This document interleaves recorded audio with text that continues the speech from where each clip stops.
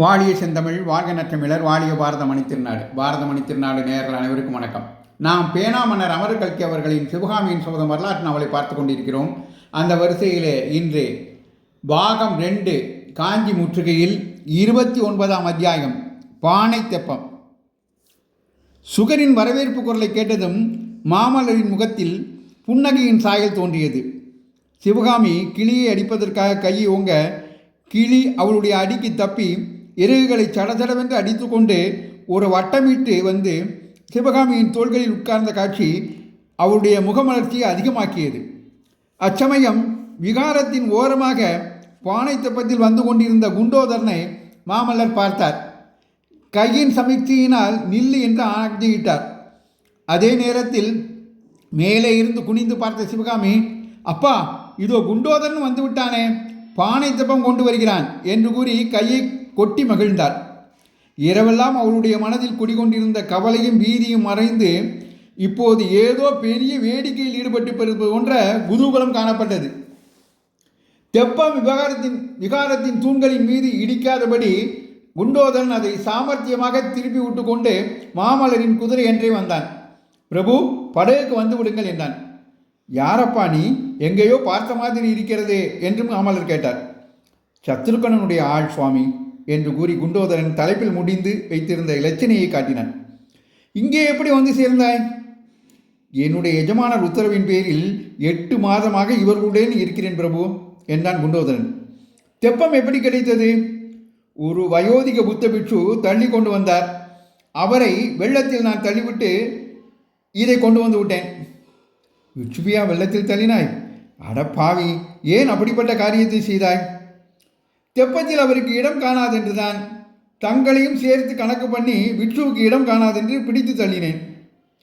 நான் வருவேன் என்று எப்படி தெரியும்?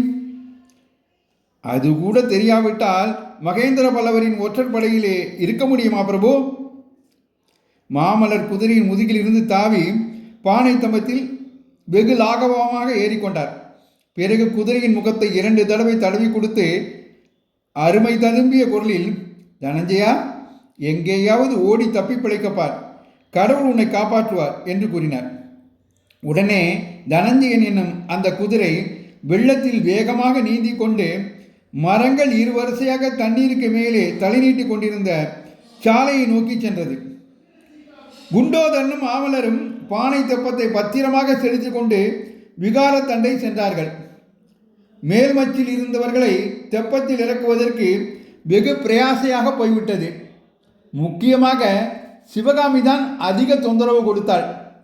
சற்று முன்னால் வெள்ளத்திலே சாவதற்கு துணிந்திருந்தவளுக்கு இப்போது உயிரின் மேலே அளவில்லா ஆசையும் வெள்ளத்தை கண்டு பெரும் பயமும் உண்டாகி இருந்தன. யார் முதலில் தெப்பத்தில் இறங்குவது என்பதிலேயே தகராறு ஏற்பட்டது. ரதியை முதலில் இறக்க பார்த்தார்கள். அது ஒரே பிடிவாதம் பிடித்து இறங்குவதற்கு மறுத்தது. ஆயனர் ரொம்பவும் வற்புறுத்தி சொன்னதின் பேரில் சிவகாமி இறங்க சம்மதித்தாள்.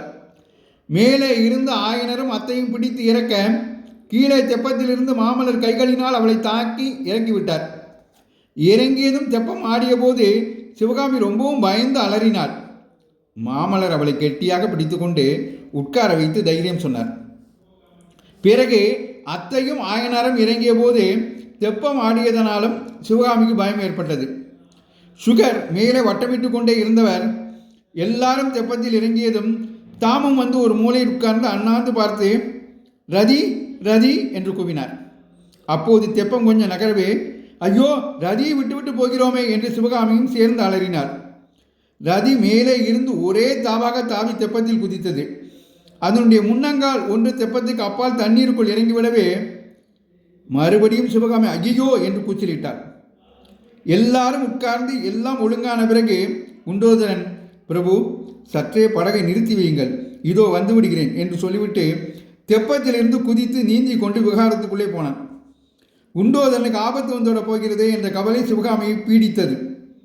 அவன் திரும்பி வருவதற்குள் நேரமாக ஆக அவளுடைய ஆர்ப்பாட்டமும் அதிகமாயிற்று. கடைசியாக குண்டோதரன் மேல்மச்சின் வழியாக எட்டி பார்த்து இதோ வந்து விட்டேன் என்றான். அவன் கையிலே ஒரு மூட்டை இருந்தது. மூட்டையை முதலில் கொடுத்துவிட்டு குண்டோதரனும் தெப்பத்தில் இறங்கியதும் மூட்டையில் என்ன என்று ஆயனர் கேட்டார்.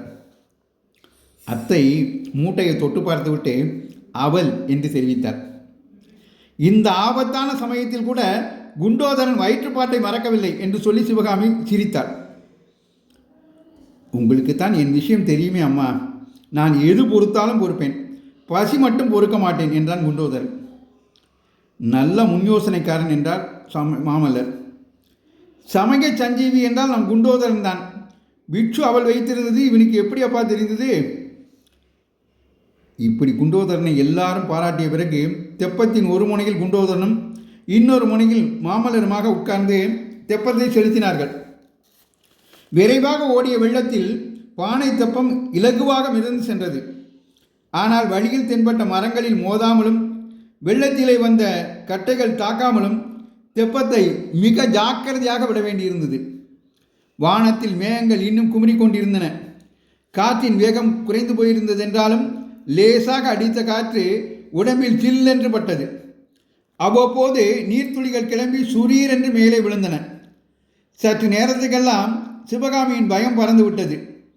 குதூகலமாய் சிரிக்கவும் விளையாடவும் ஆரம்பித்து விட்டாள். இப்படியே தெப்பத்தில் எத்தனை நாள் போய்கொண்டிருப்போம் என்று அவள் மாமல்லரை பார்த்து கேட்டார். ஏன் கஷ்டமாயிருக்கிறதா என்றார் மாமல்லர். இல்லை இல்லை, இந்த தெப்போற்சவம் முடிந்துவிடப் போகிறதே என்றுதான் கவலையாக இருக்கிறது என்றார் சிவகாமி. முடியக்கூடாதா? ஆமாம், இப்படியே முடிவில்லாமல் என்றென்றைக்கும் வெள்ளத்திலே மிதந்து போய்கொண்டிருந்தால் என்ன? ஒருவேளை நீ நினைக்கிறபடி நடந்தாலும் நடக்கலாம். இந்த வெள்ளம் நேரே சமுத்திரத்தில் போய்த்தான் சேரும். தெப்பமும் சமுத்திரத்துக்கு போய்விட்டால் முடிவே இல்லாமல் மிதந்து கொண்டிருக்கலாம் அல்லவா? ஒன்று மட்டும் சந்தேகமாயிருக்கிறது. என்ன சந்தேகம் சிவகாமி? இதெல்லாம் கனவா உண்மையா என்றுதான். கனவு என்பதாக ஏன் உனக்கு தோன்றுகிறது? இம்மாதிரி தெப்பத்தில் ஏறி முடிவில்லாத வெள்ளத்தில் மிதந்து செல்வதாக அடிக்கடி நான் கனவு காண்பதுண்டு. அதனாலே தான் இதுவும் ஒருவேளை கனவோ என்று சந்தேகப்படுகிறேன். இந்த மாதிரி சம்பவம் ஒரு நாள் நேரிடக்கூடும் என்று நான் எப்போதும் எண்ணியது கிடையாது. ஆகையால் எனக்கும் இது கனவோ என்று சந்தேகமாயிருக்கிறது.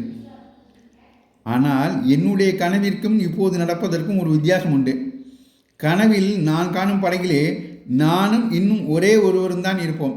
இந்த படகில் பலர் இருக்கிறோம். அந்த ஒருவர் யார்? சொல்ல மாட்டேன். பொழுது சாயும் சமயத்தில் கொஞ்ச தூரத்தில் பூமியும் பாறைகளும் மரங்களும் அடங்கிய காட்சி தென்பட்டது. எப்போதும் முடிவில்லாமல் தெப்பத்தில் கொண்டிருக்க ஆசைப்பட்ட சிவகாமிக்கு கூட அந்த காட்சி ஆனந்தத்தை அளித்தது. ஒவ்வொருவரும் தத்த மகிழ்ச்சியை திருப்தியை பலவிதமாக தெரிவித்தார்கள். குண்டோதரனுடைய முகத்தில் மட்டும் மலர்ச்சி காணப்படவில்லை.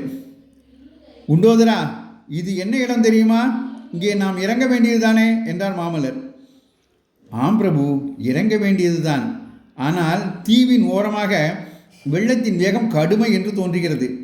பாறைகள் வேறே இருக்கின்றன என்றான் குண்டோதரன். தீவை நெருங்க நெருங்க தெப்பத்தின் வேகம் அதிகமாயிற்று. கரையோரமாக நின்ற சிறு பாறைகள் தெப்பத்தில் இருந்தவர்கள் கண்களுக்கு பிரம்மாண்ட மலைகளாக தோன்றின என்பதுடன் பானை தெப்பம் என்ற இந்த அத்தியாயத்தை நிறைவு செய்கிறார் அமரர் கல்கி அவர்கள். பேனாமன்னர் அமரர் கல்கி அவர்களின் சிவகாமியின் சபதம் வரலாற்று நாவலை தொடர்ந்து கேட்டு மகிழ பாரதமணி திருநாளை சேனலை பின்தொடருங்கள்.